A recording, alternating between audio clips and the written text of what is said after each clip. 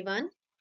आज हम सॉल्व करेंगे एक्सरसाइज 3.1 का क्वेश्चन नंबर 2, जिसका कॉन्सेप्ट हम पहले समझ लेते हैं। कॉन्सेप्ट है कंपैरिजन ऑफ रेशियोज। इसमें हमें दो इक्वेशंस दी हुई होंगी x और y में। इन दोनों इक्वेशंस को एक साथ अगर हमें नाम देना हो तो हम इन्हें कहते हैं पेयर ऑफ लीनियर इक्वेशंस, जो कि आपके चैप्टर का नाम भी है। नाउ जिन रेशियोज की बात यहाँ की जा रही है वो रेशियोज इन्हीं इक्वेशन से आएंगे। फर्स्ट रेशियो होगा x के कोफिशिएंट्स का, जो कि है a1 और a2। रेशियो होगा a1 divided by a2। Second ratio होगा y के कोफिशिएंट का, जो कि है b1 एंड b2। तो रेशियो हो जाएगा b1 डिवाइडेड बाय b2।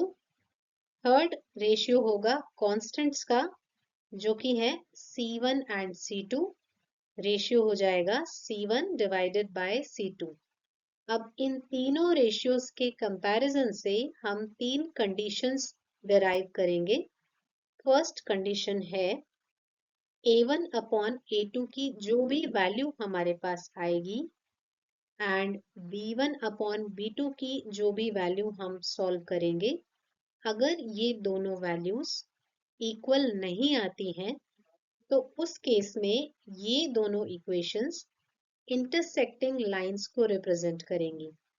कहने का मतलब, अगर आप इन दोनों इक्वेशंस को ग्राफ पेपर पे प्लॉट करेंगे तो जो दो लाइंस हमारे पास में आती हैं वो कुछ ऐसी आएंगी। इंटरसेक्टिंग लाइंस यानी एक दूसरे को कट करने वाली लाइंस। सेकेंड कंडीशन है a1 upon a2, b1 upon b2 और c1 अपॉन c2 की जो भी वैल्यूज हमारे पास आ रही हैं, अगर ये तीनों वैल्यूज इक्वल आ रही हैं तो उस केस में हमें कोइंसाइडिंग लाइंस मिलेंगी, यानी ये लाइंस एक के ऊपर दूसरी लाइन ओवरलैप कर रही होगी। ग्राफ पेपर में आपको एक ही लाइन दिख रही होगी क्योंकि दूसरी लाइन इसके नीचे छिप जाती है। थर्ड कंडीशन होगी जहां पे हम a1 upon a2, b1 upon b2 and c1 upon c2 की वैल्यू निकालेंगे और यहाँ पे ये दोनों वैल्यूज तो इक्वल होंगी और थर्ड वाला जो रेशियो होगा वो नॉट इक्वल टू होगा। इस केस में यही दो इक्वेशंस पैरेलल लाइंस को रिप्रेजेंट करेंगी।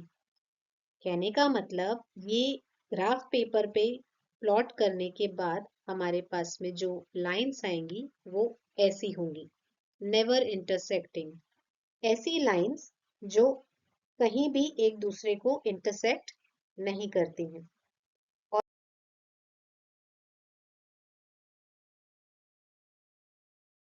अब हम स्टार्ट करते हैं एक्सरसाइज 3.1 का क्वेश्चन नंबर 2, जो इसी कॉन्सेप्ट पे बेस्ड है। इसमें हमें कहा गया है comparing the ratios a1 upon a2, b1 upon b2 and c1 upon c2, find out whether the lines representing the following pairs of linear equations intersect at a point, are parallel or coincident। यानी lines intersecting आ रही हैं या parallel आ रही हैं या फिर coincident आ रही हैं। फर्स्ट क्वेश्चन लेते हैं। इस फर्स्ट क्वेश्चन का हम हमारी जनरल फॉर्म के साथ कंपैरिजन करके देखते हैं। फर्स्ट इक्वेशन की जगह हमें दी है ये वाली इक्वेशन और सेकेंड इक्वेशन की जगह दी है ये सेकेंड इक्वेशन। जब हम कंपेयर करेंगे, a1 की जगह पे 5 है और a2 की जगह पे 18 है, तो हम कंपैरिजन कर लेते हैं और a1 अपॉन a2 की वैल्यू फाइंड कर लेते हैं। तो a1 अपॉन a2 होगा 5/18।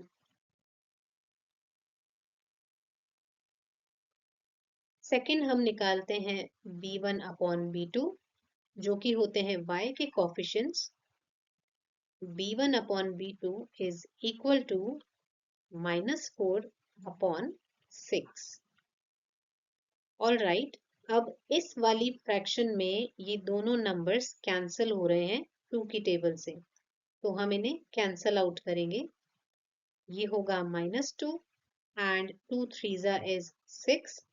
अब ये सिंपलेस्ट फॉर्म है, तो हमारे पास b1 अपॉन b2 की जो वैल्यू आई वो है -2/3। लास्ट रेशियो हम फाइंड करते हैं c1 अपॉन c2, कॉन्स्टेंट्स का रेशियो 8/20। नाउ हम इनको कैंसिल करेंगे 8 की टेबल से। 8 1 8 एंड 8 3 is 24। तो फाइनल वैल्यू आई c1 अपॉन c2 के लिए 1/3। यहाँ पे ये चीज क्लियर है कि a1 अपॉन a2 की जो वैल्यू है वो b1 अपॉन b2 की वैल्यू के इक्वल नहीं आ रही है। तो 5/18 is not equal to -2/3। तो ये कौन सी कंडीशन हुई? द वेरी फर्स्ट कंडीशन, जहाँ पे a1 अपॉन a2 इक्वल नहीं है b1 अपॉन b2 के। तो ये लाइंस हो जाएंगी intersecting. That's it. Question number 2 का ही सेकेंड पार्ट सॉल्व करके देखते हैं। इस बार हमारी इक्वेशंस ये हैं, कंपेयर करेंगे। a1 अपॉन a2 की वैल्यू आएगी 9/7। देन b1 अपॉन b2 की वैल्यू आएगी 3/6। कैंसल आउट करेंगे इन्हें 3 की टेबल से।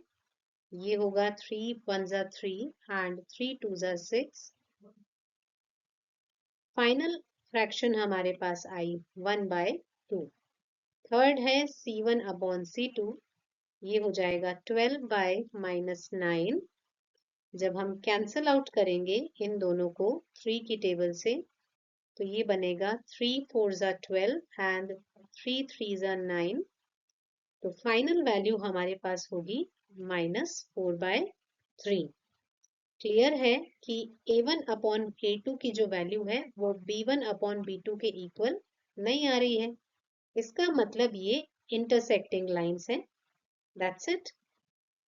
प्लीज मेरे चैनल को सब्सक्राइब कीजिए ताकि आपको आने वाले वीडियोस के नोटिफिकेशन टाइमली मिलते रहें। Thank you.